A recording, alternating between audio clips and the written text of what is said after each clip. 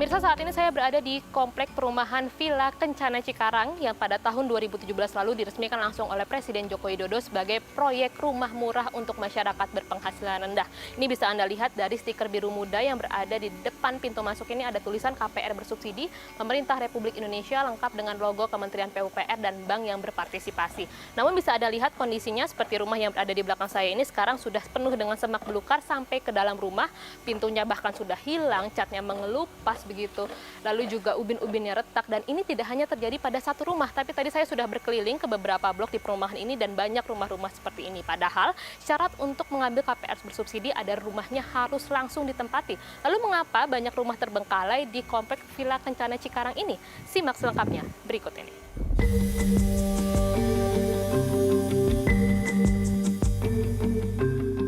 Villa Kencana Cikarang terdiri atas 8.749 unit rumah tapak yang dibangun di atas lahan seluas 105 hektar dengan ukuran seragam, yakni luas bangunan 25 meter persegi dan luas tanah 60 meter persegi dengan harga per unit mulai dari 112 juta rupiah hingga 141 juta rupiah.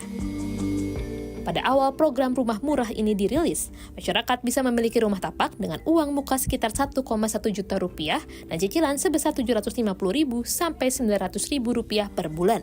Sedangkan untuk akses KPR, masyarakat cukup mengeluarkan DP sebesar 1% dan bunga cicilan 5% fix hingga 20 tahun. Namun, bisa Anda lihat saat ini banyak deretan rumah kosong tak berpenghuni yang kondisinya memang sudah sangat tak terawat di berbagai blok Villa Kencana Indah. Padahal, sesuai Peraturan Menteri PUPR Nomor 20 Tahun 2019 tentang kemudahan dan bantuan pemilikan rumah bagi masyarakat berpenghasilan rendah, pada pasal 74 dijelaskan, debitur atau nasabah wajib memanfaatkan rumah tapak atau satuan rumah susun atau sarusun sebagai tempat tinggal sesuai surat pernyataan pemohon KPR bersubsidi. Jika melanggar, maka bank pelaksana akan melakukan pemberhentian KPR bersubsidi. Sesekali terlihat ada rumah kosong yang pintunya terbuka atau bahkan sudah tidak ada pintu sama sekali. Terlihat bagian dalam bangunan memiliki desain yang sama. Di bagian dalam rumah terdapat ruang tengah, 2 kamar tidur, dan 1 kamar mandi. Kemudian di bagian belakang juga ada 1 pintu lagi menuju pekarangan belakang. Namun, karena tak berpenghuni, bagian dalam rumah tampak sangat kotor dan dipenuhi debu serta puing bangunan. Tidak sedikit bagian ubin rumah juga yang sudah pecah. Salah seorang warga menuturkan, banyak pemilik rumah mulai pindah sejak tahun lalu, meski tak mengetahui secara pasti penyebab kepindahan. Namun warga yang telah menempati Villa Kencana Cikarang sejak 2019 ini mengaku nyaman tinggal di kawasan ini. Kalau akses jalan sih gimana ya? Lumayan sih, nggak terlalu jelek, nggak terlalu bagus, masih bisa diakses. Kalau untuk perjalanan juga enak lah. Enggak sih, gampang, cuma jalan ke depan Villa Kencana langsung ada angkot pasti nungguin di sana. 24 jam? 24 jam. Oh, okay. Nggak jauh. Paling stasiun tuh naik angkot cuma 20 menit. Kalau sini sih nggak banjir, tapi ada isu sih yang di belakang yang banjir. Okay. Nyaman-nyamanin sih, Pak. Pokoknya nyaman sih, soalnya juga jadinya kan ntar kita rumah ini untuk jadi hak milik kita, jadi nggak ada ngontrak lagi. Kalau pasar, tempat makan sih deket Mbak, malah masih daerah Villa Kencana masih Udah ada ya? Udah ada pasarnya, udah ada tempat makannya. Kalau rawan kejahatan sih pasti sih ada, namanya manusia gitu kan, pasti ada sih. Tapi kalau kalau dibilang sepi kayak gini, saya nyaman sih. Saya nyaman soalnya saya introvert. Problematika yang mendera Villa Kencana Cikarang diungkap Fulan Heru Susanto, Ketua Lingkungan RT 004 RW 013. Dari pengalamannya setelah tinggal selama 7 tahun di kawasan ini, ia merasa ada 2 faktor utama mengapa banyak rumah terbengkalai tak berpenghuni. Awal mula ini bisa sepi, emang kita mungkin ada 2 hal ya Mbak ya. Pertama, sebenarnya rumah ini sih sebenarnya bagus untuk program beliau Pak Jokowi. Dalam arti rumah untuk kalangan menengah ke bawah, baik karyawan biasa maupun para usaha pedagang kecil ya. Cuma ada cumanya, saya sebagai penilaian saya sebagai orang awam nih, masyarakat biasa, kalau menurut saya adalah kurang tepat sasaran. Itu pertamanya. Karena apa? yang seharusnya orang yang memiliki hak yang bisa ngambil rumah di sini, ternyata notabene yang ngisi hanya bukan orang-orang menengah ke bawah, tapi menengah ke atas. Untuk keduanya, kalau emang itu program dari beliau langsung orang nomor 1, paling enggak kami sebagai masyarakat utama terjamin dari safety ya.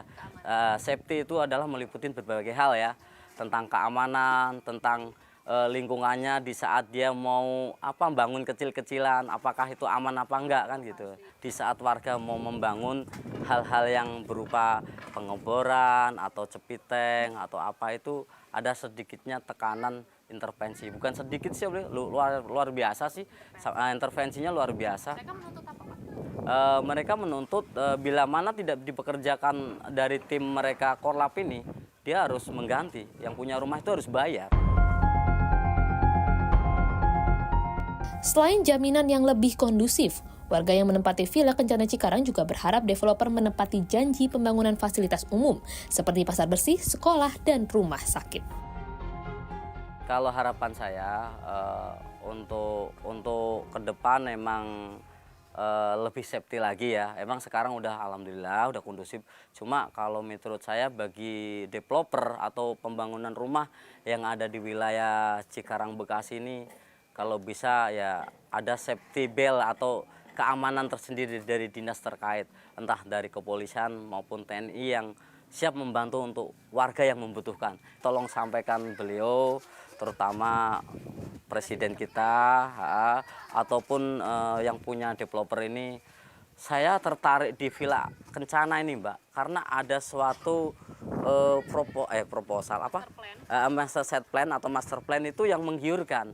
Contoh di depan itu tertulis di brosur itu akan ada pasar bersih, ada hospital, rumah sakit, ada sekolahan. Disitulah saya tertarik, Mbak. Sampai sekarang? Tidak terrealisasi. Ya saya juga bingung ya, Mbak ya. Yang mohon maaf di depan masjid ruangan hijau, kenapa sekarang menjadi ruko komersil? Di tengah hiruk-pikuk kontroversi potongan tapera bagi seluruh pekerja yang menurut pemerintah digalakan untuk menyediakan perumahan murah dalam rangka mengatasi angka backlog kepemilikan rumah yang mencapai 9,9 juta, kondisi Villa Kencana Cikarang memberikan gambaran bahwa adanya perumahan murah tak serta-merta menjadi solusi ajaib dalam menjawab angka kebutuhan rumah di Indonesia. Puluhan hingga ratusan bangunan yang menjadi rumah bukan untuk masyarakat tapi bagi semak belukar ini juga menjadi pengingat bahwa masih ada persoalan dan janji yang harus diatasi dan ditepati. Dari Jawa Barat, Mira Rahmalia, Ridwan Hakiki, Muhammad Sabki, CNBC Indonesia.